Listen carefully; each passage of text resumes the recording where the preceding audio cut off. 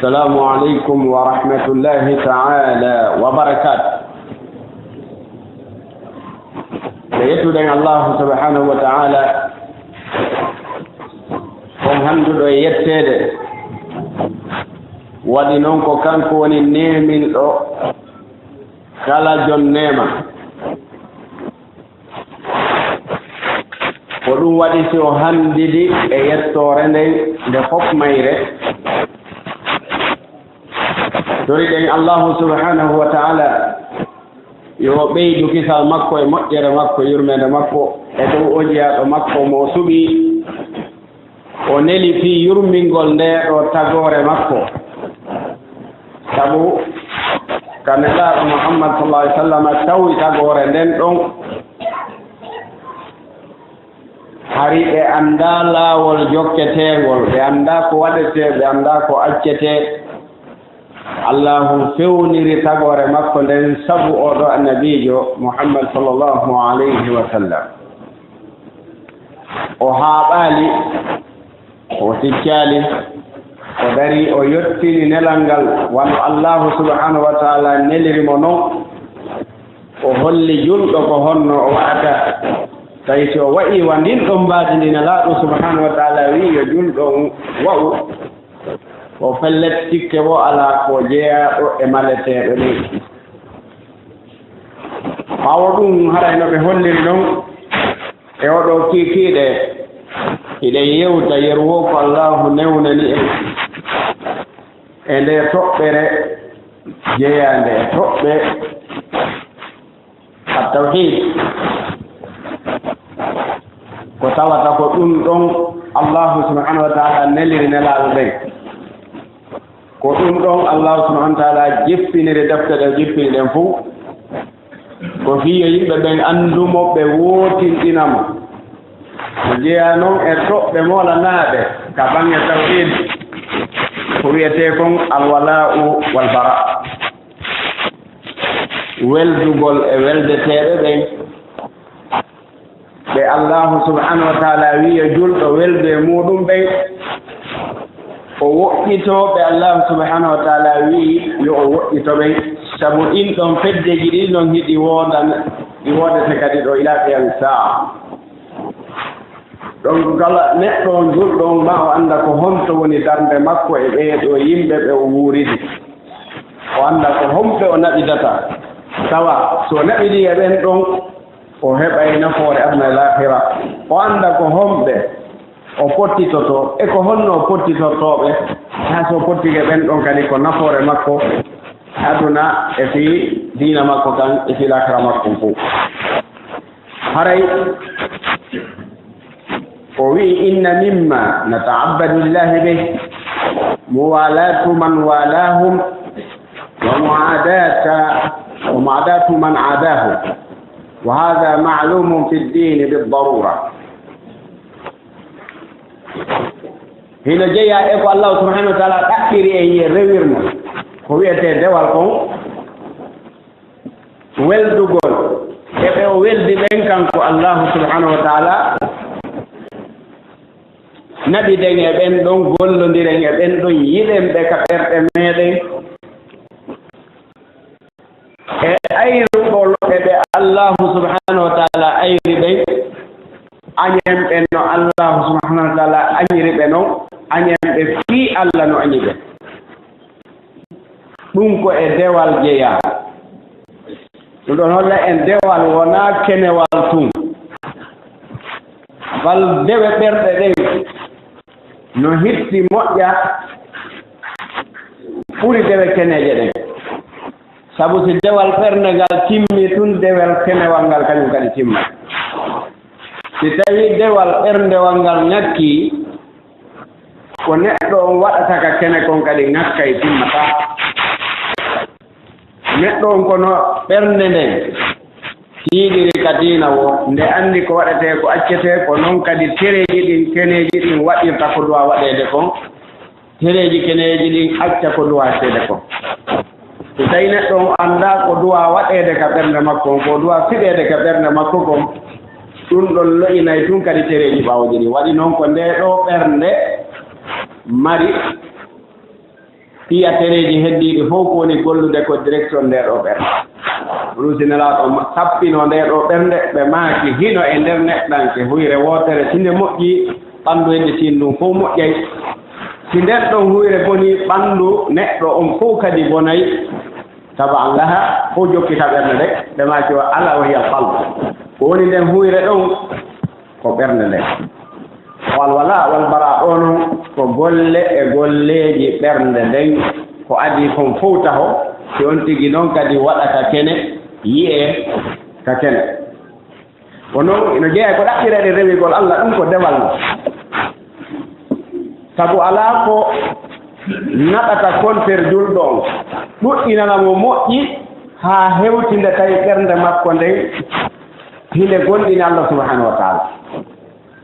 alaa ko allahu ɓattorte ɓuri imanagal ɗum waɗi ɓeɓe allahu subhanahu wa taala wattani en du'a muɗum ka alqur'an ɓe du'i ɓe ɗaɓɓi ko ɓe ɓattora Allah ɓe tawi alaa ko ɓuri foorude ko ɓe ɓattorta Allah haa hewti gonɗina ɓe wi'i rabbana innana amanna rabbana amanna bima anzalta wattaba'na ar-rasula faktubna ma'a ash-shahidin tawi alaa ko ɓe tawi no ɓuri no yeɗɗi haa hewti gonɗingol Allah jokka annabijo gollal alaa ɓurgal moƴƴude ɗum ɗon gonɗingol Allah gonɗinal timmugal ngal adda e shirk wirɗo kadi ñentina annabajo mo Allah o neli on golla ɓurde ɗen ɗon alaa ko ɗum waɗi ɓe waɗi ka du'a maɓɓe tawassulu ɗin ɗon ɗiɗi fi Allah jaɓan ko ɗo toraɗo fof rabbana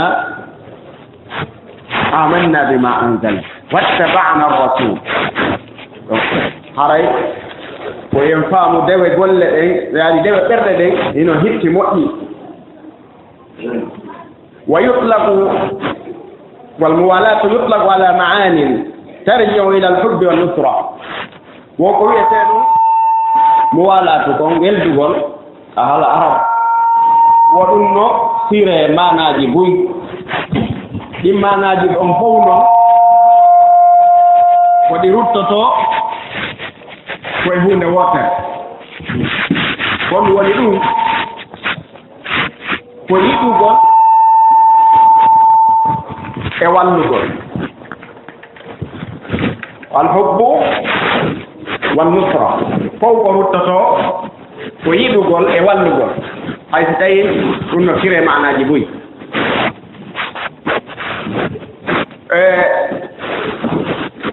yiɗugol goɗɗo no waywa sa yiɗi goɗɗo tun a wallaymo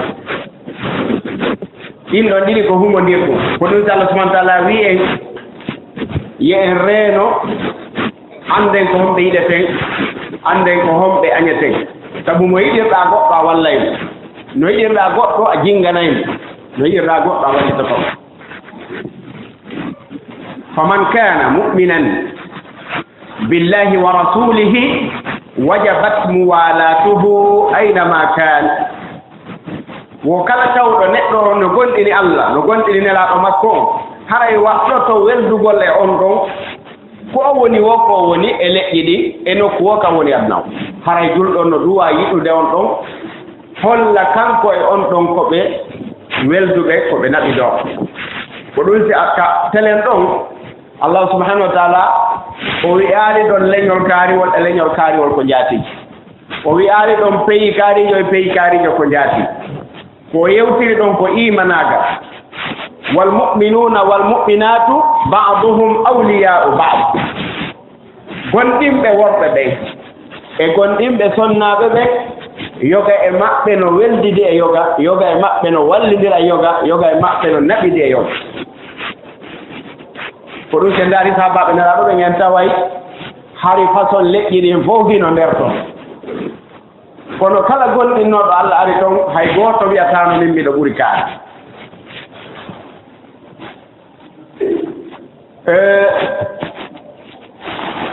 neraɗo sallllahu alayhi wa sallam ɓe anndi ka gaswatu badir no jeeyatno e dahanoɓe ɗon bappa maɓɓe a peur hay ɓe weeɗitanno ɓe kamɓe nelaaɗo jawno ko bappa maɓɓe fii yo ɓe accituɓe nelaaɗo wi o ko o jooma jawdi o sottay hoore makko o sotta ɓiɓɓe ene gooto e makko ɓen kadi ɗiɗono ɗum holli diina kan alaa bambangol goɗɗo e hoore goɗɗo sinaa ɗum si tawno nelaaɗo ittinno ɓe heddiɓe fof accidi bappa mum wona eno waɗi suudu musa abdoul mayri kan kadi o arno tawi nene gooto makko no haɓɓa tawi haɓɓuɗo mon ko madina elkoojo o wiyaali acci wallan accitanaami nene gooto am o wii a yi omo haɓɓuɗaa ɗo mo jogiɗaa ɗo o nene o no mari jawdi moƴƴa noon makka jogi tomo moƴƴa haa o sottoro jawdi ɗuuɗundi si accitaama sabu nene makko ko patron ɗum ɗo holli ɓeeɗo ɓe ndaaraano goɗɗungo kal islam sina yani al iman billahi taala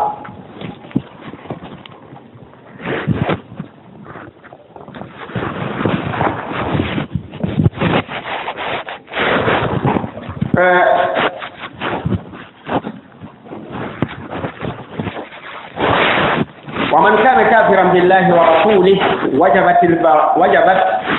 وجبت البراءة منه من كان وأين كان kala kadi neɗɗo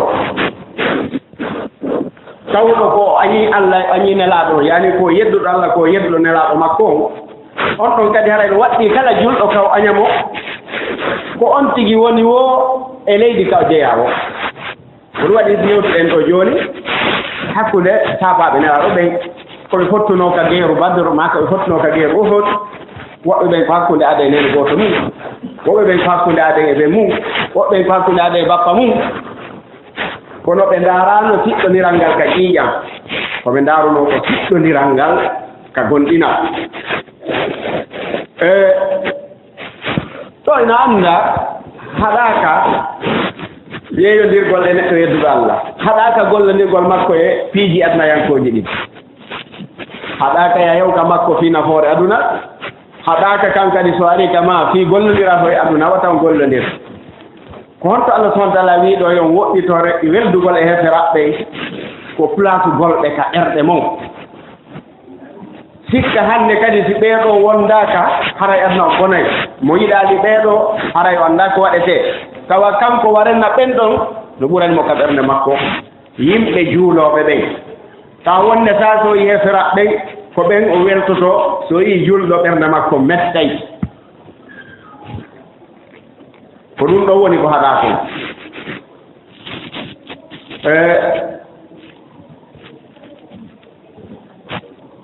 ومن كان فيه إيمان وفجور أعطي من الموالاة بحسب إيمانه ومن البراءة بحسب فجوره kala neɗɗo tawɗo hino e makko moƴƴuki hino e makko kadi keeferaako mo waɗay piiji bonɗi kadi himo gonɗini Allah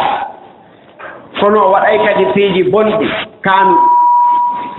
oɗo haray ɗen ɗaɓɓira yiɗugol mo weldiɗa e makko ber ko gonɗinal makko ngal haayi ɗon añen mo beru bonnere nde o waɗi nden fo ɗum ɗo no holli wonaa neɗɗo ɓanndu neɗɗo sahfiyan yete ko jikku makko on e comportement makko on eno wayi noon ko ɗum waɗi abou darda kanko nde o tawno goɗɗo no faggitii bakkatu ka leydi Sham yimɓe ɓen no huuɓimo no sooƴamo no piyamo o arno o wii la tu'inu alayhi cheytan wata wonni cheytane hoore o neɗɗo ɓe wii abou darda afala tubghiduhu an aña o wii la ubghiduhu innama ubghidu amala o kama qal mi aña o kanko ɓanndu makko ndun ko mi añi ko golle makko ɗe fa in tarakahu ko waɗi wakkitiiɗe golle bonɗe wadde ɗo tun haray won tisitta ko ɗum waɗi haray neɗɗo on hayno woodi woɓɓe ɓe waawataa wonde nokku gootu so tawi jokkuɓe puyɗam ɓe memminike a yeyimo to kono haɗataa kadi amo ka juulirde mo juula haɗataa si suuma yari o hoora oɗo koye a ndaaranmo beru moƴƴereeji ɗi o waɗi ɗi yiɗiraamo sabu ɗum ɗon ɗi o añiɗi ɗi o fottitiiɗi añiraamo sabum fottitiiɗi bakkatiiɗi woni wadde ɗi añaamo ɓeruɗin ɗon sila wawimo waajade waajoɗaamo finaa ɗum e reenoɗaa e makko ɓeruɗin bakkatuuji ɗo woni wadde ɗon hara yiɗaalimo 100% himo wadde ɗin ɗon geddi Allah subhanahu wa taala وسواء إذا كان هذا العدو كافرا محضا أو ممن يدعي بالإسلام هنا فتر نون أوتو نيتو مو الله سبحانه وتعالى رنتني ولدغول امو هنا فتر سيتاوي أوتو كو كافر لا بودو مو وي آل لا إله إلا الله محمد رسول الله هانne ma sitawi ko nodditoriɗo l'islam imo jogii inde julɗo mawɓe makko ko julɓe kono tigi tigi on ka memminanɗe makko fof koko mettata Allah yiratamo no fotaten sabu on ɗon neɗɗo ko on ɗon wiyete naafiqiijo wiyetiiɗo ko julɗo kono ta kuuɗe makko ɗen fof ko kuuɗe kafir ko ɓeeɗo Allah subhanahu wa taala wi'uno humul aduwu fahdarhum ko ɓe tigi woni ayɓe l'islamu ɓen reeno e maɓɓe mana reeno weldugol e maɓɓe reeno wondugol e maɓɓe reeno wallindirgol e maɓɓe yiɗaɓe fahdarhum ko ɗum waɗi selen kal wala wal bara ɗo na wiyete makko keefeero laaɓuɗon tun kon ɗon ɓura sappeede kono te nganndi ɗo woduno wiwɓe ko julɓe tawi ɓe julɗaani toon naaɓe wiyetee naafiqiiɓe ɓe wii ɓe julɗi ka hunnduko maɓɓe ɓe seedi fi la ilaha illallah muhammadu rasulullah kono tawi ɓerɗe maɓɓe ɗen jaɓaali diina l'islamu kam few julɓe ɓen si nanngondiraama haray yela maɓɓe koyo keeferaɓɓen fof no julɓe ɓen koye l'islam koyo keeferaako ngun ɓanto e hoore islam o kamɓe ko ɗum woni yelaaje maɓɓe ɗen on saati allahu subhanahu wa taala rentin julɓe ɓen e ɓen ɗon wii ɓen ɗon kadi se ndaari ka suratu nisa ka allah subhanahu wa taala yewtiɓe ɗon gila ka o fuɗɗuno wiide wa ma lakum fil munafiqina fiyatayn yewno haa o wi o wi fala tattahidu minhum waliyan wala nasiya e on jogito e maɓɓe giɗo wata on jogito e maɓɓe ballo ɓen ɗon kadi ko naafigiiɓe hariiɓe arayno juula pour hollata en naafigiyagal koko ɓuri kaanude e geddi ko ɗum si allah subahana taala wi waren ko ɓen ɗon o waɗoyta ka conseillité si kafiriɓe laɓɓe ɓen dewto ɗon inna almunafiqina fi darki l asfali min annar naafigiɓɓen ko kamɓe wonoyta ka dañka ley leha immorde yiite ngen kafiriɓɓen noon dewte ɗon e maɓɓe ɓe noon ko yaynooɓe ka juulirde ɓe ko hooraynoɓe suumaye bal kanu yujahiduna al kuffara ma rasulillahi sallallahu alaihi wasallam warenna ɓe ƴettayno kaafaade ɓe yaada e nelaaɗo ka geer ɓeya fof artida e bakkadu kamɓe ɓe hootida e junubu fii hon ɗum fii ɓerɗe maɓɓe ɗen laaɓanaali allahu subhanahu wa taala ɗum ɗon holli neɗɗanke no duwa weddudu e nde ɓernde mum o hoosa kala ko woni toon o watta toon giggol allahu subhanahu wa taala laaɓugol o watta toon giggol nelaaɗo muhammad sallah sallam laaɓugol o anni o wallugol allah e nelaaɗo e yimɓe walla e allah ɓen subhanahu wa taala o yaltina yiɗugol keeferaako yiɗugol heeferaaɓe ka nder ɓernde makko e kala noon nooneeji ɗi koko yewtuɗen ɗo kon wa fi dalika yusiru qawluhu taala koko yewtuɗen ɗo kon woni ko ɗe ayje qur'an ɗon ɗe janngude ɗo woni ko sappaade e muɗum aya arano allah subhanahu wa taala ya ayuha alladina amanu la tattahidu alyahuda wannasara awliya ba'duhum awliyau ba'd wa man yatawallahum minkum fa innahu minhum inna allaha la yahdi alqawma alzalimin allah subhanahu wa taala wi hey ko onon yo gonɗinɓe allah subhanahu wa taala no anndi no noddirte ko ɗum waɗi o wi ali ya ayuha alladina aslamu ko gonɗinɓe allah ɓen annduɓe ko honɗum faala annduɓe ko honɗum gonɗintee ɓen ɓe annduɗaa si allah wiyo ɓe waɗu ɓe waɗay si allah wiyo ɓe accu ɓe accay ko ɓen ɗon o noddi o wii wata o jogito alyahuduɓe ɓen woni jokkuɓe kala diina alyahudu yaaga ɗon lanndaaki leñol ko diina non e annasara ɓen tan jogito ɓen ɗon yiɗɓe ba'duhum awliya o ba'd ko waɗi noon so hadi on ɗum yoga e maɓɓe no jogoniri e yow alyahudu e nasara ɓe ulata ko wotego e siwa ko newaɓɓe tun ɓe welda tun sabuna annabajo mo annasara ɓe wino jokki on annabi isa alyahudu ɓen no fiɓi on ko ɓiidina naw ɓiɗɗo halal hiɓe fiɓi kadi kamɓe ɓe warnomo ko honno ɓe weldirta e ɓeeɗa iwtirɓe ɓaawo makko ɓe wii kamɓe hiɓe laɓɓinimo hakke ko ɓe laɓɓinimo ɓe wii ko ɓiɗɗo Allah ɓe ɗiɗo ɓe hejjata kono nde wonno ɓe yii jooni marto goɗɗo goo wonɗo ɓe takkitude ɓe ɗiɗo no o marto wiyeteeɗo islam ko ɗum waɗi si arii haɓɓidugol l'islam on Allah subahana wa taala wi ɗon baadum awliya o ba ɓe jogondira e kamɓe ɗiɗo haa ɓe piyataw l'islam si ɓe ayra noon hakkunde maɓɓe ɓe ayra ko ɗum si Allah subahana wa taala rentini en e maɓɓe ɓe fof maɓɓe feddeji ɗin ɗiɗino o yo man yatawallahu minkum kala ɗo welduɗo e maɓɓe jeyaɗo e mooɗon fa innahu minhum haray on ɗo o jeytama e maɓɓe walaw kana yusalli yasum ko ay wiwrano laaɓde ni hay si tawi mo horude mo juulude si tawi ka ɓernde ma ko ɓe heeseraɓe yiɗuɗa toon ɓuri julɓe ɓe ko diina ka ɓe jokki kam ɓuranma diina julɓe ɓe ɓuydan jiɗi ɓe woni e mum ɗi ko ɗin ɓuranma haqiqa l'islam on Allah subahana taala wi fa innahu minhum kala julɗo waɗɗo ɗum haray ko e maɓɓe o jeeya si ɓe immoyke ñande darngal ko nokku gootu ɓe waddete ɗum ɗon holla en intérêt ngol jiggol eɗen anndi sahabajo goto arino ka nelaaɗo sallllahu alayhi wa sallam o wi nelaaɗo miɗo yiɗuma haa si mi ari mi jooɗike yeeso ma mi ndaarete mi haarata kono no miɗo mari annde wootere mi miijitoto e neede sen hewtoye lahira onon annabaɓɓen hiɗon ɓuri ɓe wona annabaɓɓen place ji towuɗi tentini noon an nelaaɗo Muhammad sallah ai sallam manɗa ko akramu rusul ɓurɗo teddude e nelaaɓe ko kanko attete udditano yede aljanna on goɗɗo naata teppere ɓi adama naattak aljanna nelaaɗo Muhammad sallah sallam naata e makko mbeɗen anndi tagore nden fof ko an nelaaɗo ɓuri jogaade place tedduɗo ko aljanna minen min heewtaa ɗon mi miijitoto noon minna kono si en maayi jooni mi en naatoy ko aljanna wonno mi yiyataama hannde kadi ko ɗum ɗon tun mi mari sunoye min nelaaɗo maaki almar'u maa man ahab neɗɗo o wondoyey e ɓe o yiɗunooɓen kaadunata bal ɓay o wowlii ɗum ɗon allahu subahanahu wa taala kanko tigi o jippina e qur'an o jaabi ƴittugol on ɗon gorko wula o wi wa man yuti illaha wa rasulahu fa ulaika maa alladina an'ama allahu alayhim min annabiyin والصديقين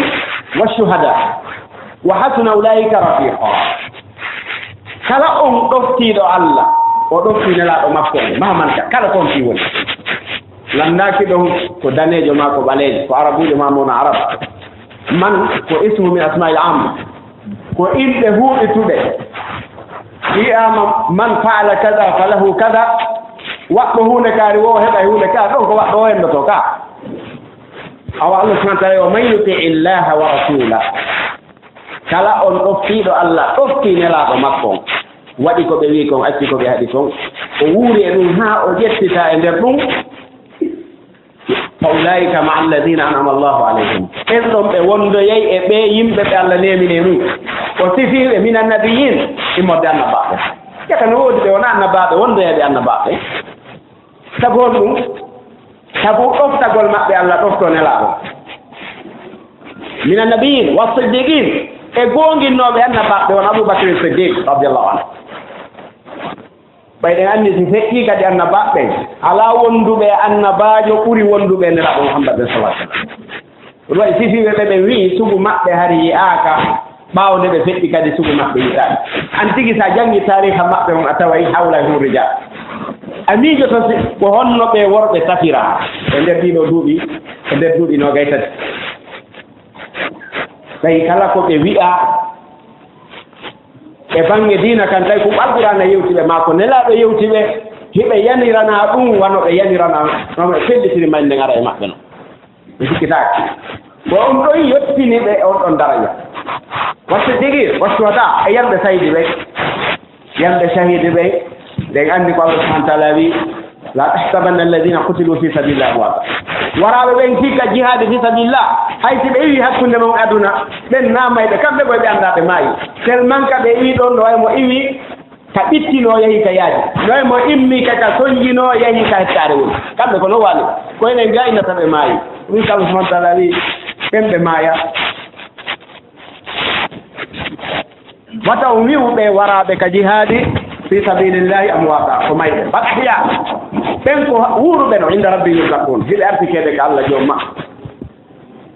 donc ko ɓeeɗo noon kala yiɗɗo Allah yiɗi nelaaɗo so en toftiɓe kamɓe ɗiɗo waɗi ko ɓe wi ko acciko ɓe aɗi kon ko ɓeeɗon tiworrede waffali hin e yimɓe moƴƴuɓe ɓen moƴƴuɓen no hitti haa sabu hay annabaɓe ɓen du'ike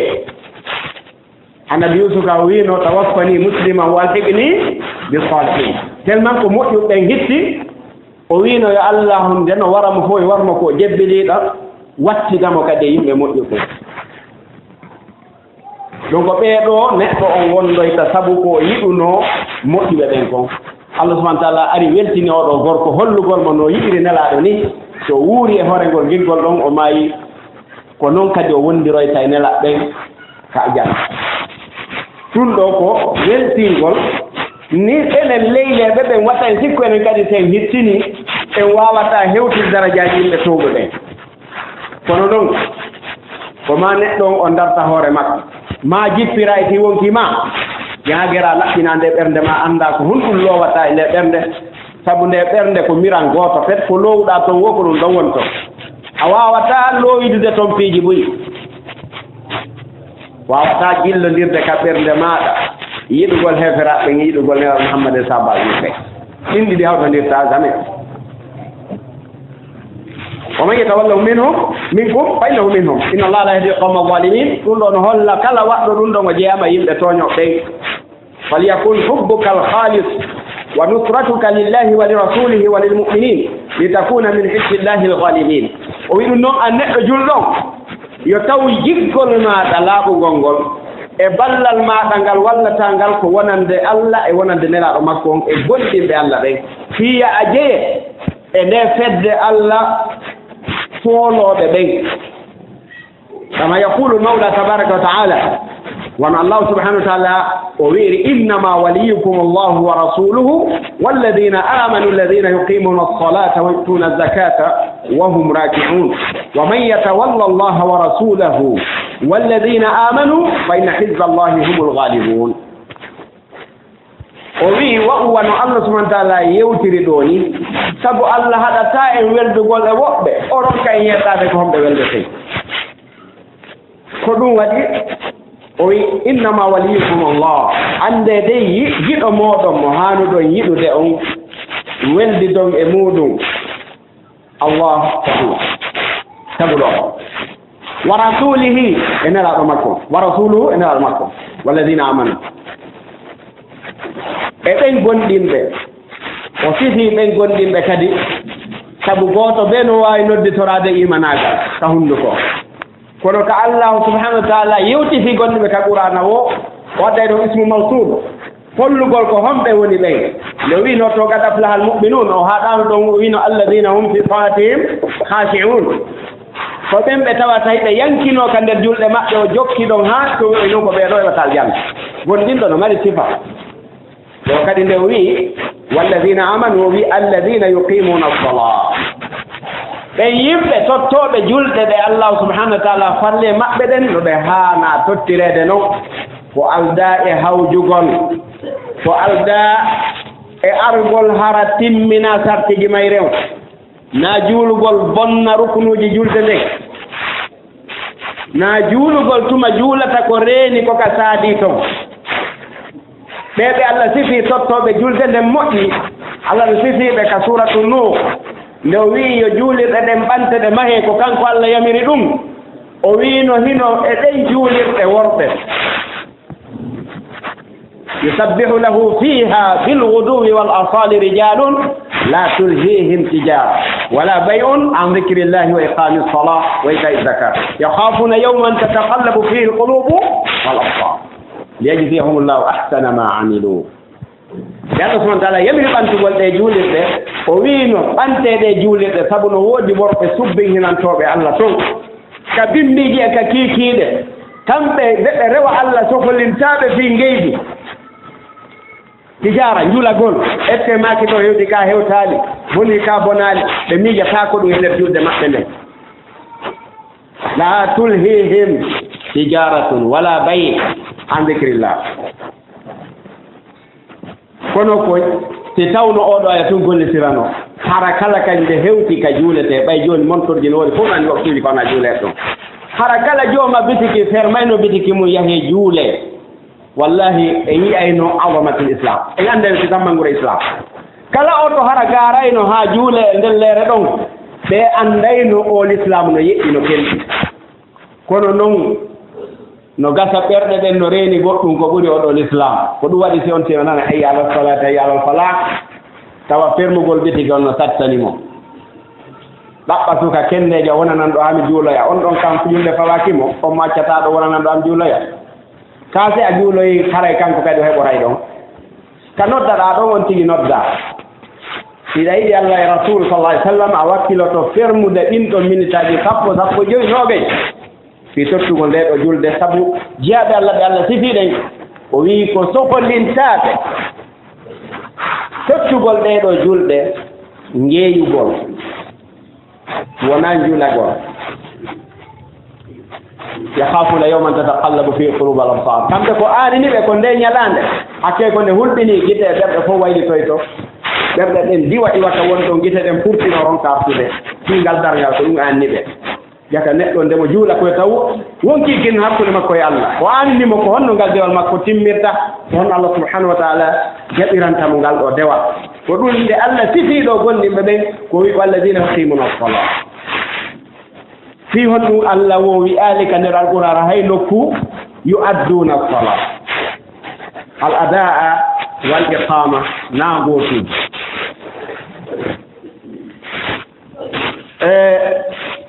tottugol ngol tun e tottirgol no haaniri noon na gootuji da yamira ɗo golleji a gollane woɓɓe ɓen adda tawa a faaliraka noon to fiyon ɗum ɓe tottalno ɗo a tottireede noon woɓɓe ɓen adda haraɗa weltori fiyon ɗum ɓe waɗi ko winoɗa ɗo waɗi kon fof awa ko nde julde ɗo ɓuri haanude e ɗum ɗon ɓe wi o fihon ɗum Allah subahana taala ka qur'ana fof koye iqamatu sala ko ɗon ardi wonali ada'u sala donc kertigal no toon julde nden duwa ka jonnirede way towduude a ɓoyi towduude anndi ko ittirtaw mamaga kala toon ti woni ko ittirta ko fiya ferte laamu won taɓe sokoye kono toon ha wonneɗa weltori ka hay gooto ittoo duutar no welti ala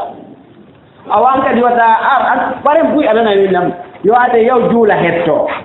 an ko fiya hetto ko ɗum juulirta nelaaɗo maaki kamɓe ɓernde maɓɓe ɓuuɓi wosɓe juuli ɓe ala ko ɓurani ɓe ɓe maako no heno woodi ko Allah yiɗini ɓe ko adna ɗo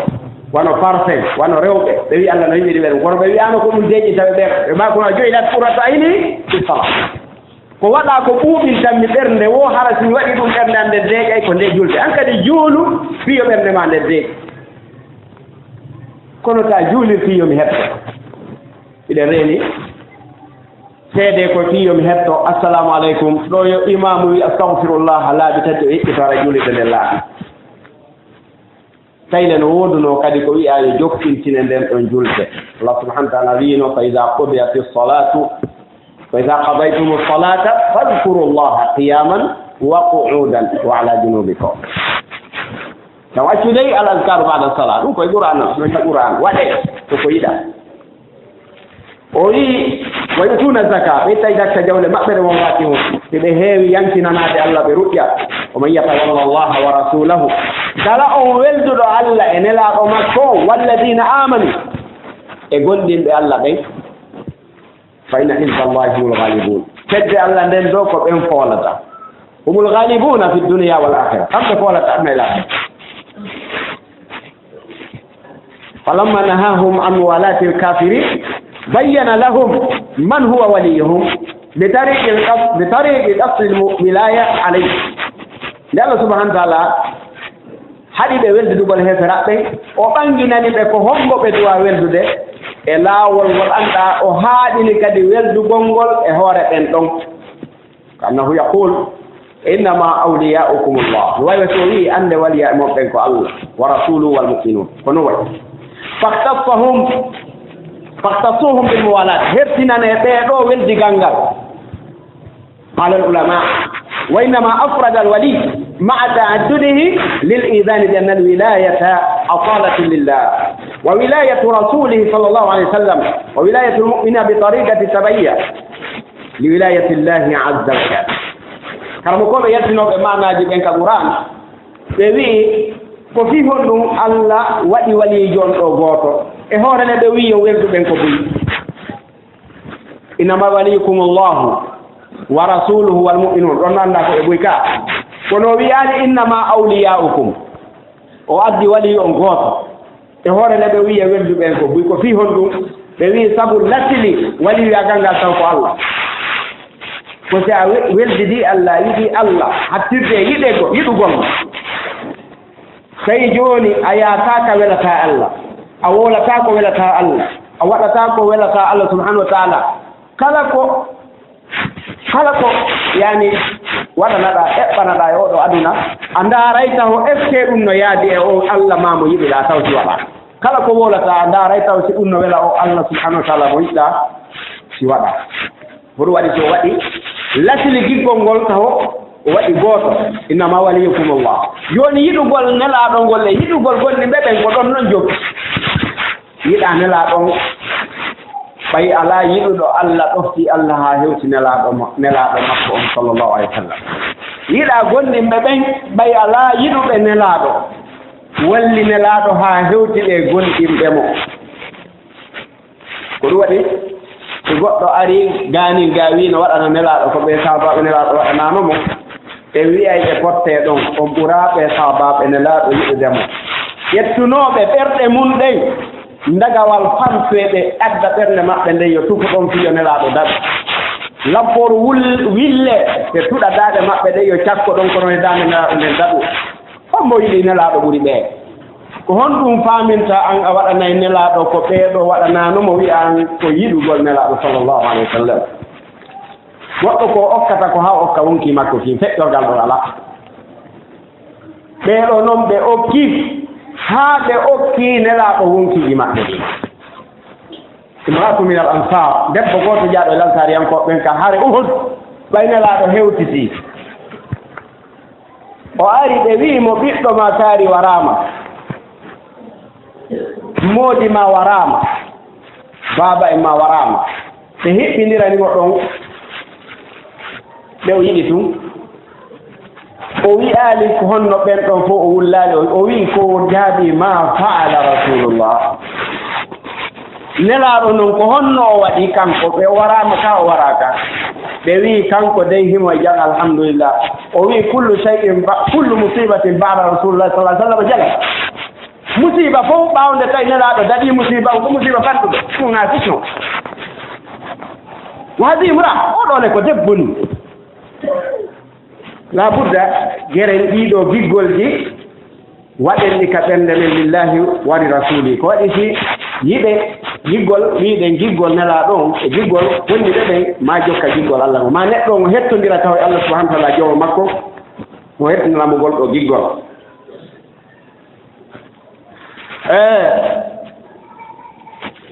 وقال تعالى الله سبحانه وتعالى يا أيها الذين آمنوا لا تتخذوا عدوي وعدوكم أولياء تلقون إليهم بالمودة فقد كفروا بما جاءكم من الحق إلى آخر الآية كسوق لسورة الممتحنة الله سبحانه وتعالى نسأل كيقول لبدك أولي وكاو جوجتو أيبه أمبي أيبه مودم بيبه hiɗon naɓi jonna naɓe giggolji winda naɓe letterji ɗande ɗuɗɗago aya o koye sabaji naɓe toɗo adibun abi baltata hatim bun abi baltata cake hatim bun abi baltata o neɗɗo gonɗin ɗo kelɗuɗo tawanoɗo haare badr tawa e moƴƴereji boy kono honɗum heɓimo ɗo o yiɗu ɓeynguure makko nden o ɓurni nela e on ɗo mbayi sabu nde nela fokki waɗugol fatu makka kay kanko o feruno wacci toon ɓen makko ɓen o wi kanko miiji ka ɓerde makko si nelaaɗo hewti makka hannde himo anndi ko nelaaɗo letta makka waɗa tampere o mula e makka fof o waɗay ko joni nela o he waɗi ɗum haɗa ɗengude makko e maayora e nder ton o wi yo windamɓe lettere fiyo ɓe hiwanmo ɓeygure makko nden awa nelaaɗo no yawde ɗewdi sugol makko wande ɗum koko ɓuri mawde bakkatuji feññigol mum ɗo nelaaɗo on feññigol mum ɗo nelaaɗo en anndi ko honɗum Allah subahana taala femiri Aisha e Hafsa ka surat Tahrim koko ɓe feññino ko nelaaɗo suuɗunooɓe kon wa ida sarra nabiyu ila badi azwaji hadisan ɗulle mawnirawa ɗum ɗo ida sarra nabiyu ila badi azwaji hadisan lamana baɗɗihi wa azharahu llahu alayh ko ɗum yahno ha Allah subahana taala wiɓe in tatuuba ila llahi faqad sagat qulubukum onon ɗiɗo toon tuubaaki ruttuɗon ka Allah derɗe mon ɗen woni ke tawa sabu ko feññin ɗon ko nelaaɗo suudu no o wi taw feññin ko oɗo noon o feññini ɗum ɗo nelaaɗo tawi kadi ko wallayɗo heferaɓe o saati Allah subahana taala jippinoɗo aya not waajima e kono ko e nder ka huuɓi ɗum ɗo kadi hollay hay si goɗɗo falji waajomo e nder ka huuɓiti wata tummituma Allah subahana taala waajimo ɗo tawi ko gonɗiɓe ɓen fof o noddi hay si tawi ko kanko sappa nelaaɗo kadi ko noon si goɗɗo faljino ɓe aratano ɓe wiya kaarijo kon ɗum defma waɗgol hunde kaari ma kayno ma baalu qawmin yafaluna kada wa kada honɗum waɗi yimɓe hiɓe waɗa ɗum e ɗum e ɗum e ɗum haray fof nanori ɗon waaja ɗon nani ɗon hedditiɓɓe kadi faamori ɗum ko hikma ka dawa Allah subahana taala wi taw jogito dey ayɓe am ɓen e ayɓe mom ɓen jogito ɗon ɓen ɗon yiɗɓe jogito ɗon ɓen ɗon jaati kamɓe noon ɓe yeddi ko Allah subahana taala jettiri ko ɓe yaltini nelaaɗon ɓe yaltini on onon kadi taw jogitoɓe jaatini tew oɗo kadi ko aya goɗɗo goo haɗuɗo en weldugol e kala neɗɗo wonɗo kontor Allah wonɗo kontor dina Allah kam mahman ka kala konti wawi woni o ɓayanta ala man walata kuffari والملحدين شعبة كبيرة من شعب النفاق فقال تعالى وترى الذين في قلوبهم مرض يسارعون فيهم يقولون نخشى أن تصيبنا دائرة الله سبحانه وتعالى قال وندما ولدغول هفراɓe e weldugol e yimɓe ooñiɓe ɓen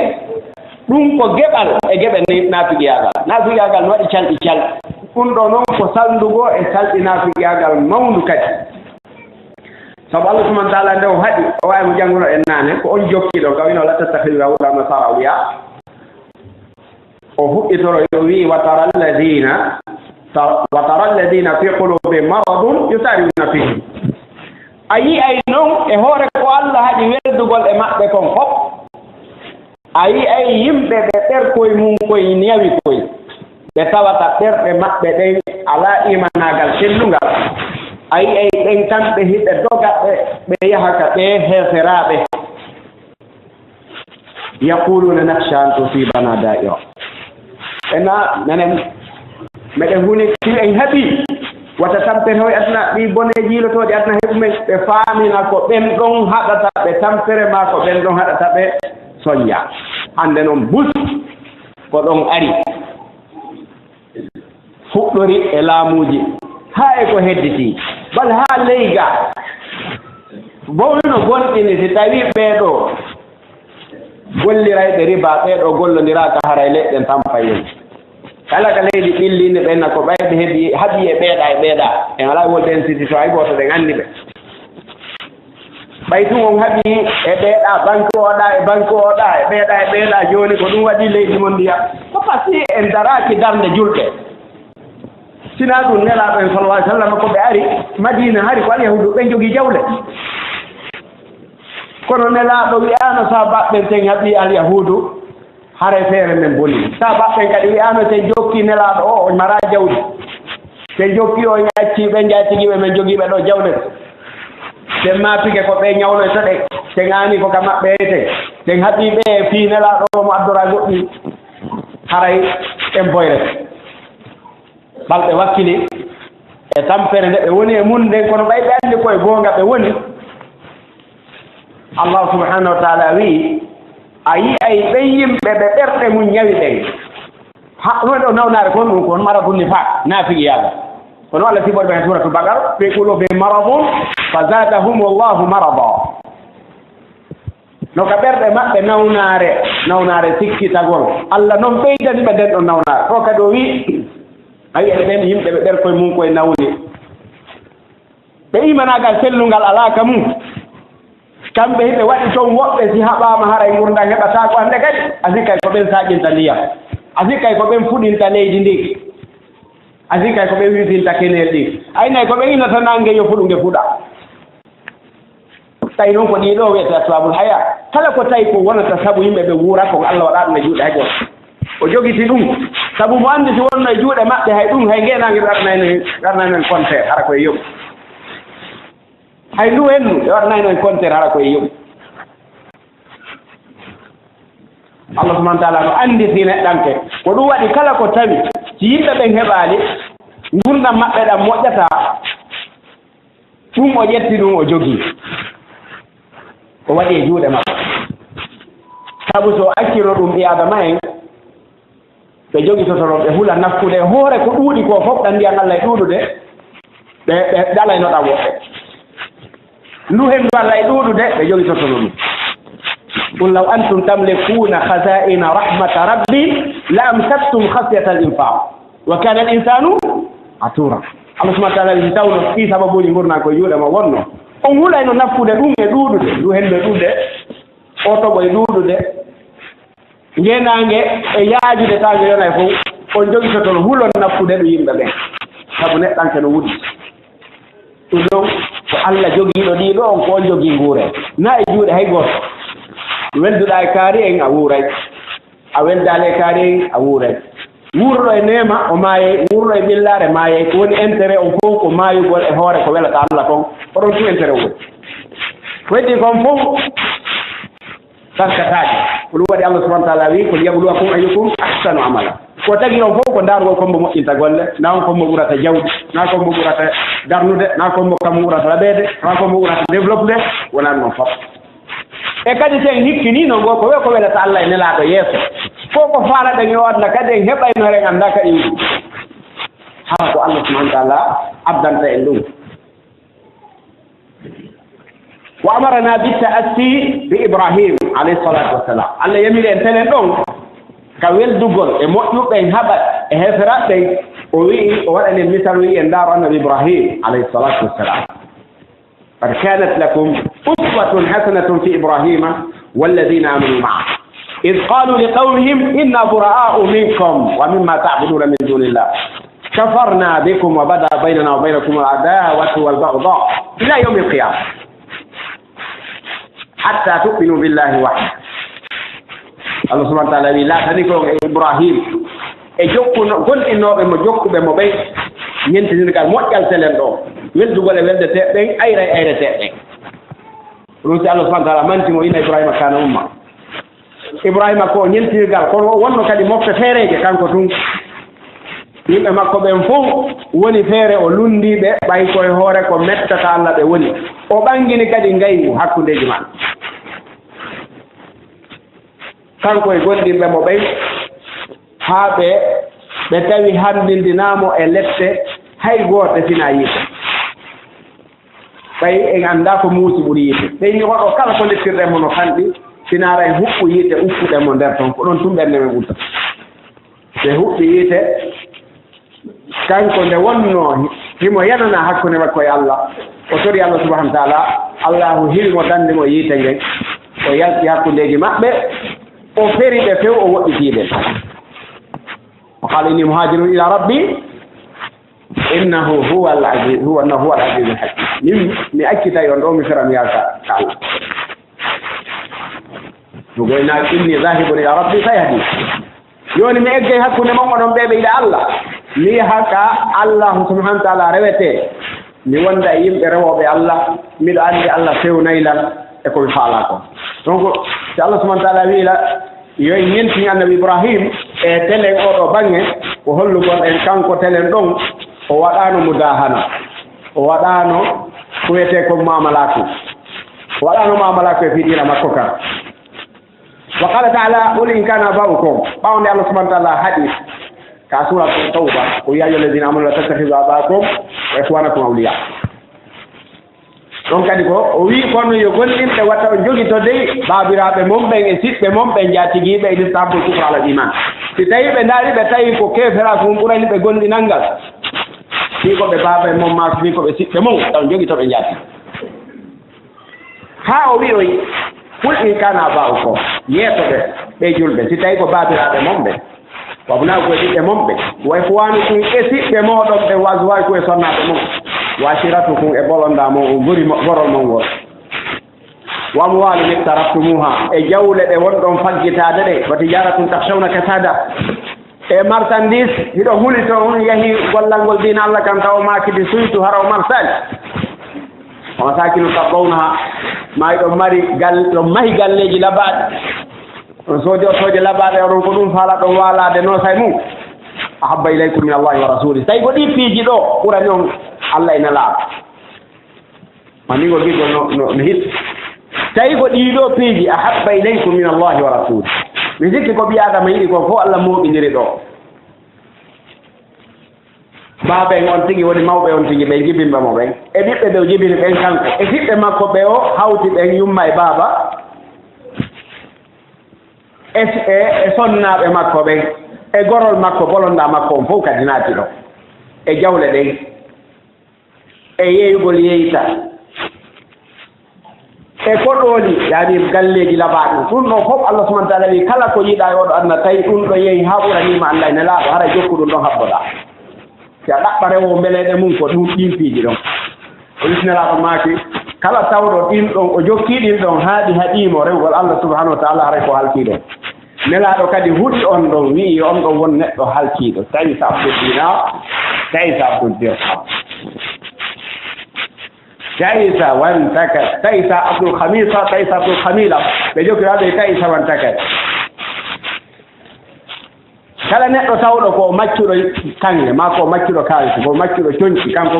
ko ɗum o woni yanganade nelaɗo maki oɗo halkike oɗo o malfikama haray allahu subhanahu wa taala ɗum ɗo fof hawtiro yiti ko ɗum ɓurani on Allah e nelaɗo makko on e wakkilagol waɗa jihaade fiyo diina makko kam ɓanto tarabbasu hara jokke ɗin ɗon habbo ɗon mayde jokke ɗon habbo ɗon ha mayde konkane kama nde arane tawa koye ɗin ɗon wannoɗa ka ɓernde ma an koye ɗum ɗon heɓa tum hatta yetti allahu bi amri ɗum ɗo haɗa neɗɗo o faggitade ɓeru ko o heɓa ko surora ka adna o rewa Allah kono wata waɗu ko ɗum woni himmendi ma ndin an a welti gawo ñande weloyi ka gollata ɗon nden ñande haysi dina ma yeebi ke ɓay goɗɗum heɓi ke a weltike an ɓiyama hiɗa yoomi woosi tawi golle ala e martude a yiɗata ñalande wotta hiɗa ɗuytoro e diina ta no animma a yiɗata hay ñalande wotere nde tawata hiɗa welti sabu hannde a waɗi ko Allah subahanahu wa taala ƴamiri ko ɗum ɗo weltorɗa wataw taw himmendi ma ndin an ko ɗum ɗa tuf ɗum ɗo haɗata de neɗɗo ɗaɓɓugol wuure laaɓuɗo o heɓa no o rewir Allah subahanahu wa taala kono wata waɗu an himmendi ma ndin ko ɗum ɗon miijo ma ngon ko ɗum ɗon jiggol ma ngol e faale ma ko ɗum ɗon sina ɗum gila nden ñande hara ɗum ɗon wonti rewete ɗum ma inna allaha la yahdi alqawma alzalimin o kadi on ka lannitode holli en kala waɓɓe ɗum ɗon ɓen haɗa ɓe jeyama e tooñuɓe Allah noon o yiɗa yimɓe tooñoɓe wa qala taala Allah subahana taala wi ayeje ɓuranɗe no ɗuuɗi e telen ɗon kone lantora o ɗo o wi la tajidu qawma yuminuna billahi wal yawmi l akhir yuwadduna man hadda allaha wa rasulahu walaw kanu aba'ahum aw abna'ahum aw ikhwanahum aw ashiratahum ulaika kataba fi qulubihim al iman wa ayyadahum bi ruhin minhu ila akhir al aya Allah subhanahu wa ta'ala wi a tawataɓe yimɓe gonɗinɓe Allah gonɗin ñalande sakkitinde a tawata ɓen ɗon no hertinana giggol ta ɓerɗe maɓɓe ɓen yimɓe lundiɓe Allah lundinelaɗo makko walaw kanu aba'u hay tawi ɓen ko ɓemma ma ɗum ko nene goto e maɓɓe ma ɗum ko ɓiɓɓe maɓɓe ma ko bolonda maɓɓe o wi lanni toro ulaika kataba fi qulubihimul iman ɓen ɗon woni ɓe Allah tawi o windi o tabintini ka ɓerɗe maɓɓe ko wiyete gonɗinal ko ɗum waɗi ɓay gonɗinal ngal tabiti ka ɓerɗe maɓɓe tawi kala ko yaata e gonɗinal ngal ko ɗum ɗo woni ko ɓe añata donc neɗɗo o yottataako timmugol ka gonɗinal haa tawa kala ko yiɗataa ko ɓurɗa ide ko Allah e nelaaɗo tawa kadi kala ko yiɗataa kadi ko ɓay Allah e nelaaɗo no yiɗi ɗum ɗon yiɗiraa nden huunde ɗon sabu ɗum kala ko añataa naa fiino mette tun yani ka gite ma ko añirtaa huunde kadi ko fii Allah e nelaaɗo no añinde añiraande sabu ɗum haray ɗo on a hewtii ka darajatul iman ka raɓɓaa ɗon ko ɗum si Allah subahana taala ulaika alladina ulaika kataba fi qulubihim l iman o wi waqad nazalat hadihi l aya fi abi ubaydata bni jarrah indama qatala abahu yawma badr ɓe nganndi oɗo aya ko jippi koye aba ubaydata bni jarrah oɗo o warno ɓe makko ñande hare badir nde ɓe nganndi a qissatu maruf qissa on no annda ko ɗum waɗi si nelaaɗo maaki inna li kulli ummatin aminan wa aminu hadihi l ummati abou ubaydata bni jarrah ɓe maaki moɓɓe fof nelaaɗo garaadi mo kañum kadi on ɗon gara moɓɓe fof no mari hoolaaɗo mana kala jokkuɓe annabaajo haray ɓe mari toon ko ɗuwetee mofte haray ɓe mari hoolaaɗo ɓe maaki hoolaaɗo ɗee ɗo mofte on ko abou ubaydata bni jarrah ko honɗum ɗaɓɓetee ɓuri hoolaade alaa ko ɗum waɗi umar kande nelaaɗo feƴƴinno kanko wino abou ubaydata antu junngo makko ngon o bayanoomo ko kanko haani lontaade nelaaɗo par ce que nelaaɗo maaki huwa aminul umma ko kanko woni hoolaaɗo mofto ɗe ñannde geeru baɗir on abou ubaydata ko anndi ko hulanooɗo hay gooto darataa ko yeeso makko oɗon kamo taƴude wo ɓen makko wii on ɗon mi kifanayi on mo kaw memmini wo mi dara to yeeso makko ɓayna o suusu warde ɓen makko o waɗi noon aranu oya fuɗɗo to wubbaade tum mawɗon daro yeeso makko o waɗi noon aranu o waɗi ɗiɗaɓum o waɗi tataɓum tataɓum o daroyi tun yeeso makko ya ferti dande cikkoyi to ɓen makko piitimaɗi oɗo o ndaaraali ɗo fii ko ɓen makko o ɗum si Allah aɗo ɗo walaw kanu aba'ahu haydi ko baaɗo maɓɓe o ndaaraali fii ko ɓen makko o inni o acca yon ɗon keefeero o wura memmino ka leydi ɗo o lorra l'islam wonde kala nelaaɗo Muhammad sallallahu alaihi wasallam hay ɓe fof ko ɓe Quraysiyankeeɓe kono noon ɓe hawtaa suudu ɓe woni haɓitude goo ko madinayankooɓe bal woɓɓe ko habasankooɓe woni e o wari ɓen makko e nder mum fii hon ɗum ko ɗum waɗi winduɓe wii naa ɓen makko o wari ɗon walakin qatala kufra fi nafsi abi ko keefera ko wonngu e ɓen makko ngun o wari ɗon ko keefera ko wonngu e ɓen makko ngun ko ngun o wari donc haray ma yimɓe ɓen ɓe darta hoore maɓɓe tele ɗo ونقتطف من هذه الآيات الكريمات تحريم موالاة الكفار والمنافقين وكراهة تشبههم ومضاهاتهم في زيهم وأعيادهم ومناسباتهم وفي جميع ما يختص بهم haray waawi keɓude e nder ɗe ayje ɗo ɗe jannguɗen ɗo wondema hino harmi weldidugol e heeferaaɓe yedduɓe Allah ɓen no harmi kadi e weldidugol e naafigi ɓen wiwɓe ko julɓe ka hunnduko tawi so a ndaari ɓe bimbi haa kiikirayata ɓe golla gollal julɗo ko gollal keefera ko tuyata ɓe waɗa kala ko mettata l'islam ko ɗum ɗon ɓe woni organise ude ka yaadu maɓɓe ka golleji maɓɓe ka galleji maɓɓe eno ɓe woni fof a taway fof koko lundi l'islam gila ka fuɗɗode haa ka haɗu balay fof yanataaɓe lanɗo ko honɗum ñawre islam e ɗum ɗo ko weli e foti ko yalti kon ko ɗum ɗon tumɓe woni e jokkude ɓe wiyete munafiqin ɓen noon no ɗuuɗi wata noon Allah ɗuɗɗimɓe en tawi Allah subahana taala ɗuytuɓe allahu subhanahu wa taala o holli e nder ɗeyaje ɗo wonde yen añu kadi nandintinagol e maɓɓe si innama tawi welde maɓɓe ka ɗon kadi hiɗen haɗa ɗon kadi nandintinagol e maɓɓe wa mudahatu fi zihim e yentingol ɓe ka cuɗaje maɓɓe wattoro no ɓe wattorto noon yiɗa coñci maɓɓe ɗin e hoore coñci ɗi julɓe ɓen hertinanaɗi ɓe nganndi cuɗaje ɗen fof haray Allah subhanahu wa ta'ala wi har magoy asli ko bornete kon fu asli on al-hil no dagi sina ko sariya on istintini kon wi dun do dagaaki وسبحانه وتعالى يقول من حرم زينة الله التي أخرج لعباده والطيبات من الرزق wi'u ya Muhammad ko ombo wawi harminde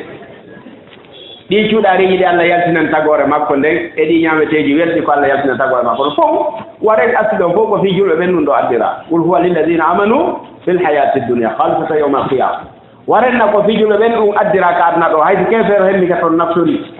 ko julɓe ɓen kadi heeroroyta ɗum yawma alqiyama toon kefeero kabidoyta e maɓɓe wona ka ɓornateeri wona ka ñaameteeji wona ka koɗooli wona e kala nemaaji ɗin kefeero kabidoyta e julɗo yawma alqiyama ɓe wawata fottude ka aduna ga ɓe fottoya ka lahira am hasiba alladina ijtarahu sayyiat an naj'alahum kalladina amanu wa amilu salihati sawa'an mahyahum wa mamatuhum Allah subhanahu wa ta'ala kaɓe wonɓe faggitade ɗi bakkatuji ɗi Allah haɗi bakkatuji kamɓe ɓe sikkude suusuɓe wadde ko mettata Allah ko ɓe sikkude ñande dalngal yawmal qiyama Allah waɗa yeyɓe woni ɗimɓe ɓe ɓe fottata dagal fotoya kadi yawmal qiyama ɗum ko ñaawoje bonɗe noon mo ñaawi ɗum Allah bagoro e aljanna makko mo faala o ni kono a waɗay sababe o an waɗata sabuɓe sabu naatoɓe aljanna ɓen son subahana ko bima kanu yamalu ko sabu ko ɓe wonno e gollude kon na golle maɓɓe ɗe woni coggu aljanna mum mais ko ɗen wonata sababe o neaɗo ma kino hay goto mo golle mum ɗen okkata ɗum aljanna ɓe wi hay annela neaɗo ma kay ni sinande Allah subhanahu wa taala moftilan naadilan tu e yumrede makko ni kono noon ko ɗen wonata sababe o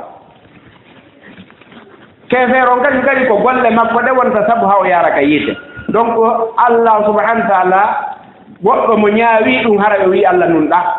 julɗo rewa Allah gurdam mum ɗam fof kefeero yedda Allah gurdam mum ɗam fof Allah fonno yawmal qiyama o wi ɗum ɗon haray on tigi wi Allah nanunɗo ɗo haray ɗo no holli en wondema nandintinagol e maɓɓe ngol ka cuɗaaje maɓɓe no harni nandintinagol maɓɓe ka juldeeje maɓɓe ino harni wata kala ko wi'a en anndi ko wiyata ko jour fériéje ɗum no ɗuuɗi ka leydi men ɗo bal jooni ko ɓen ɗon ɓurnana sabu kamɓe ɓe mari julɗeele goɗɗo annda no foti ɗo e nder hitaande enen ko marɗen ko suumaye e donki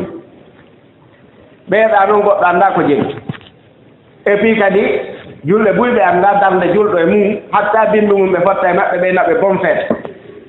haray are ko ni ɗum ɗon ko juldere an wiiɗo ɓe bon feet o par ce que a wii haray a tora ni keɓe moƴƴere e juldere maɓɓe nden tawi noon ɗum wona hay ka diina maɓɓe déjà ɗum ko bidi aji ɗon ɗe juldeje maɓɓe ɓurde ɗudde ɗe wona wiyetema ko annabajo ko ɓe jokki on sarɗinannoɓe ɗum hay ka diina maɓɓe balko ko feƴƴi ha ɓe finci ɗum hana ka julɗo nandintino e maɓɓe yalta ñande juldere maɓɓe sooda coñƴi gesi no ɓe soodirta ɗuɗɗina ñaameteeji no ɓe ɗuɗɗinirta harata gonɗini ɗum ɗo dey ko feeto ni warenna hay julteto julɓe ɓen buy yalta e golla kono feetoje annasara go buy yaltata hay ka yaasi nde ñande yiɗa e goɗɗo no waali ka cuuɗinoyde hannde ko feet mais goɓe gollata ɗum ɗo fof ko anndugol julɓe ɓen darde maɓɓe nde sina ɗum wano ka meɗen ɗo no annda ɓurɓe ɗurde ɗen tentini kalen kan julaago ɓen ɗon ko enen o enen julɓe ɓen enen juulooɓe ɓen i tawi no hewtino ɗo juma fof ferni yiyatake mbiti kan wudde to kon fof he juulugol en hollayno diina men kanko mawni ko oto fof darike kala oto ha ngal julɗo dogeni fof darike ha juma juulaama e yiyayno ko diina men kam mawni kon ka men ñalaande nde ɓeya wii ko hannde ko feeto gollataake yehi guddite mbidikaji men fof golle 100% wawati na feeto ɓayna fiiɓe wawi teññinde ɗum onen tigi wallitoto ɓe woni haray nandintina golle maɓɓe ñentina ɓe juldeje maɓɓe ɗey ɗum no kadi koko haɗa wa fi jami ma yahtasu kala ko tawi ko kamɓe hertori an julɗon koye a ñobbu junngo ma fottoɗa e mum few wata tawtude nelaaɗo sallallahu alih w sallam piiji ɗin fof ɓe ndaarayno taw si tawii ayɓe l'islam ɓen alaa waɗde sugu ɗum si warata l'islam sinaa ɗum ɓe ndaara e laawol gonngol ngoo suuɗaaki en nde julɓe ɓe ɗuuɗunoo nelaaɗo faala hol yaani wadde ko yimɓe ɓen annirta juulugol ngol fewndike ɓe wanno jeysondiral woɓɓe wiyo ɗaɓɓe ko wuttee wano alaa ɗum ono ɓe tigi tigi ɗum no nanndi wati ko golle anno faarano ɓe wii ko tappetee ɓe ɗum ko golle al yahuudi ko seƴƴinte kelen ɗum kodi ko talen ko golle anno sara ɗum noon fof tawi nelaaɗo ɓernde maɓɓe de jaali ɓay ɗum no nanndita e golle heferaaɓe tawi nelaaɗo tabintinaa ɗum few ɗum waɗi tappugol ɗo taba ñannde julde ko anndingol yimɓe hannde ko yiɗi ɗum faynen tun heeroy enen wiyooɓe wiimiya ɓen seede ɗum naaka diina jeyaa ɓe jeeya ko anndina e ma huunde naaka diina jeyaa tuma tawi jokkuɓe kan diina ɗon fof ko an tu waɗata ɗum an kadi ara watta yil hara an kadi ndartu hoore ma ɓayna e ma annabaajo nela an kadi ko a jokkuɗo ko a janngoowo watta yiila si tawi ko an tun woni e wadde ɗum ɗo an kadi ndartu hoore ma iltuɗa ɓe julɓe hedditiiɓe fof ɓe waatano majjeede ɗum kamɓe kadi donc nelaaɗo saliiɗin ɗon fof fiyon ɗum sabu ko nannitegol hefera ɓen si tawi si on tawi noon tuuyi ndu noddinaa ndu hoyɗaa e juuɗe sahaabajo maɓɓe teɗɗoyete ɗo abdoullahi bon zayd bon abdirabbi tawi kadi umar hoye ƴiisugu mum nelaaɗo maaki ko ruya haq ɗum ko koyɗol goongawol no ɗum ɗon ƴetta waɗa ko humpitira yimɓe ɓen wondema julde fewnike julde ɓattike e piiji goo buy e ndaari ngundan nelaaɗo ɗam fof ko fii lundagol hefera jaɓaali nannditinaade maɓɓe hay huunde ɗum si Allah subahana taala nde wiwɗen nden faala ka faate a toriɗe Allah yo fewnen ka laawol fewngol wiiɗen laawol o nemini ɓen wiwɗen kadi holluɗen laawi no toon kadi ɗen faala ko yo fewnen few gayril mahdubi alayhim wala dalin ka fewnumen e laawol ɓen cikkanaaɓe hoore mum wata fewnumen e laawol majjuɓɓen ɗum noon Allah okki en peewal ngal jippingol wande deftere al qur'an jippi jonna en nelaaɗo Muhammad sallallahu alaihi wasallam ko ñentine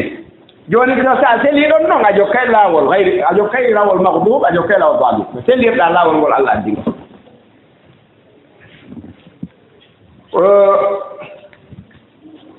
وكذلك يجب مخالفة أهل البدع والأهواء في جميع ما أحدثوا من البدع والخرافات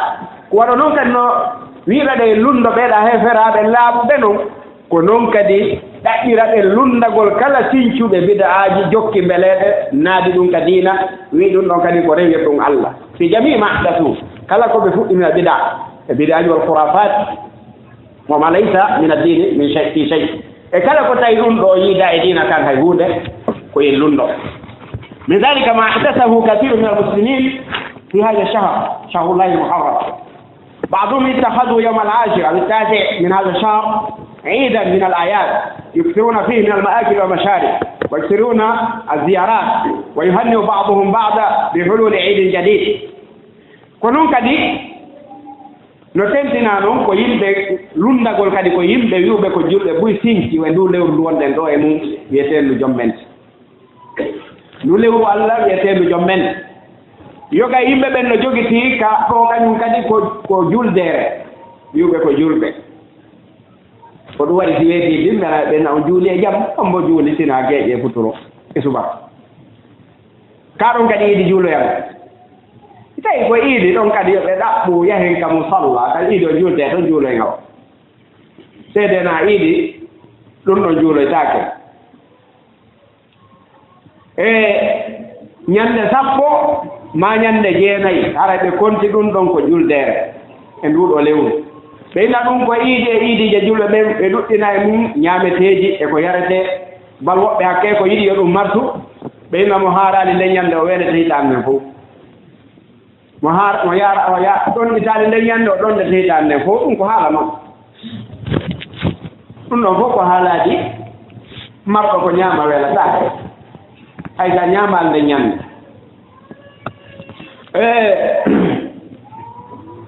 wa yuftiruna alziyarat si weeti bimbi ñande sappo haray mo kala no gonɗini ko yonti yew ka siɓɓe mum woni fof hiwroɓe sannaɓe weltanoɓe inna weltanoɓe fiile juldere heyre wonɓe rewɓe fof nde ñandare ɓe jagini o yo salmodir mi annda si salmodiral no woodi hittungal kal islam haa hewtugo wiyete ko almubaya bayɗo ndir nde nelaaɗo ahodayno yimɓe ɓen naatugol ka diina ɓay kala gorko ahodaynoɗo e nelaaɗo naatugol ka diina nelaaɗo fontayno sooke o maɓɓe ngon on tigi ara takka ɗon sooke o mum ngon hollugol o jaɓi ko nelaaɗo ƴettide e makko adi kon ka diina kono ɗum ko woɗɓe ɓen o ammanni sa siko sonnaaɓe ɓen ɓe wii ma safa rasulullahi sallah sallam yadde imrati qat nelaaɗo salminaali junngo sonnaajo haa hade ko yon tigi arto ka woɗɗiti nelaaɗo yeetoomo condition ji ɗin yeetoomo sartiji ɗin debbo si o julɗay ka l'islam ko honno o waɗata no Allah subahana taala sifori noon ka suratu mumtahana ya ayuha nabi ida jaaka almuminatu yubayinaka ala alla yushrikna billahi shay'an wala yasriqna wala yaznin wala yaqtulna awladahun wala yatuna bilfahishati yaftarinahu bayna aydihinna wa arjulihin wala yasinaka bi ma'ruf fa bayyihum ko nelaaɗo awde sonna ɓen ɗo kadi ko ɗum awdayno worɓe ɓen kono worɓe ɓen si nelaaɗo yettinoke ɓe nelaaɗo wiyayno a jaɓi ɗum ɗo fof ene nayi nelaaɗo fonta sooke o maɓɓe go on tigi takka fooke o mum ngon e sooke o nelaaɗo ngo ha hollere o jaɓi kono si ko sonnaajo so ari no himo faala naatde ka l'islam nelaaɗo yettotonoɓe sartiji ɗi a naato ka l'islam o on tigi sela e cirque few a yahata ndaaro haɓɓata ko tali a lootata ko natene a ndaara yahata ka hiitotoɓe a janta yani kala ko wiyete mbilew a gollitirta kala ko wiyete cirque a wujjata fuɗɗore moodi ma a wujjata few ɓe dinata ɓe warata ɓiɓɓe maɓɓe ɓen foti ko warugolɓe kadi heɓa ɗon ma ko warigolɓe ƴoyre ɓe addata kadi bagamma e hoore moodi maɓɓe moɓe fekkidi hakkunde juuɗe maɓɓe e koyɗe maɓɓe ɗum noon tafsiroɓe fof no an fiiri ɗum ko wondema ɓe yahata ɓe ƴettoya reedu ka gorko jaɗano ɓe ara ɓe fembina moodi maɓɓe ɓe woɓatama an nelaaɗo e kala yamirore ko yamirɗaɓe si ɓe jaɓi ɗum ɗon fa bayi hun ɓe almo baya ko fontugo junngo goɗɗo takka junngo ɗon ka kono nelaaɗo takka jaɓinata no sonnaɓe takku junngo maɓɓe ngon ɗon dey joni noon ko honno ka nelaaɗo jaɓaali hay salminde debbo hay ɗum ɗon ko honno yimɓe ka daginirta wiya ɗon deññande salmodirgol gol koye debbo no dagi fal yatu bi dalil fa alayhim bi dalil haɗa yo ɓe adda hir dalil kadi jippi ɗum ɗon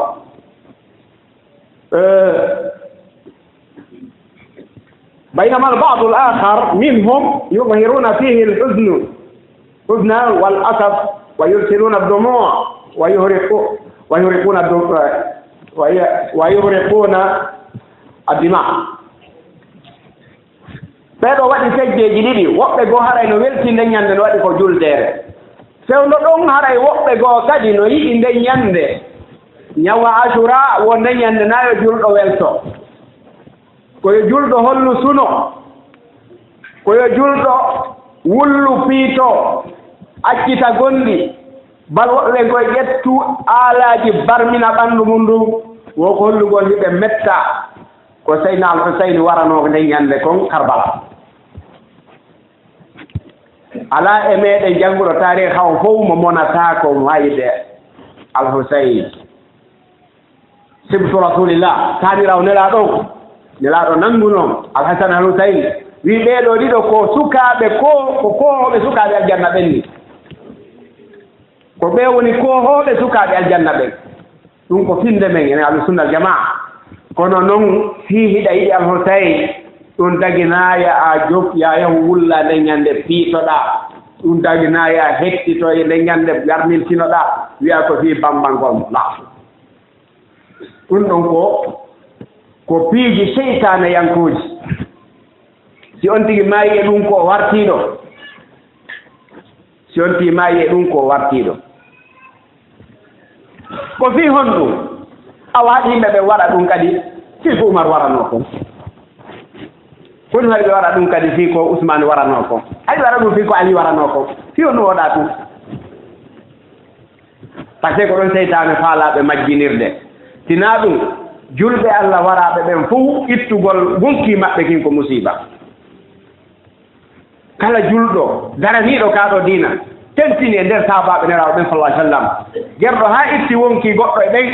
haray waɗi musiba moolanaaɗo kono fii hon ɗum woɓɓe ɓen si nden ñalaan ɗon heewti yoɓe no duwa tufitaade barmintino wulla piito nayo ñaamu nayo yaru nayo ɓorno coñci laɓaaɗi balɗe tati hay koyo wawa heyniiɗo fii hon ɗum noon ko majjere a rafida wa awanahum ko majjere rafidan ko ɓen e wonɓe ɓe e jokkuɓe ko ɓe jokki kon e honoɓe maɓɓe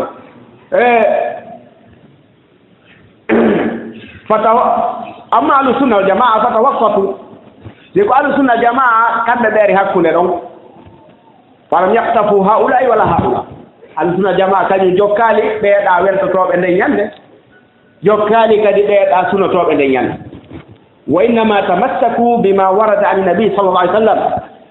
wa huwa iktaru sawmi fi hada shahr liman istata ko ɗum woni ko ɓe jogiti e nduɗo lewru koko egga e nelaɗon sallallahu alaihi wasallam adi kon fof koyo neɗɗo julɗon ɗuɗɗi horugol e nduɗo lewru sabu nelaɗo ɓe maaki e hadise fadlu salati afdalu salati ba'da al-maktuba as-salatu fi jawfi al-layl wa afdalu siyami ba'da shahr ramadan shahrullahi muharram ɓe maaki ko ɓuri moƴƴude e julɗe ɗen fof si feƴƴi julɗe farida ɗen haray ko juulugol ka tumbo jemma ɗum ɗo kadi koko duwa ɗen entrainade moƴƴa koko addata moƴƴere kono julɗo jogowo ka gayni hiirude ɗaano ɗon haa taw hay rakatal fajiri ko tuma salmina yoɓa ɗum ɗo no hulɓini ɗaɗaɓɓirano yaagero hay ko darɗe ɗiɗi heɓa jemma an a waawali finude sina ɓaawo nde fuɗɗa juulede rakatal fajiri ko tuma salmina yoɓa haray watta yila nelaaɗo yeetanoma fii gorko ɗaaniiɗo haa subaka juula o finaali nelaaɗo maaki on ko gorko mo seytaane bawli ka noppi mum on ɗon hakke ko seytaane waawi mo anndi si goɗɗo pii goɗɗo haalimo ka leydi bawli ka noppi makko woodi ɗum hinataake on ɗon waawa on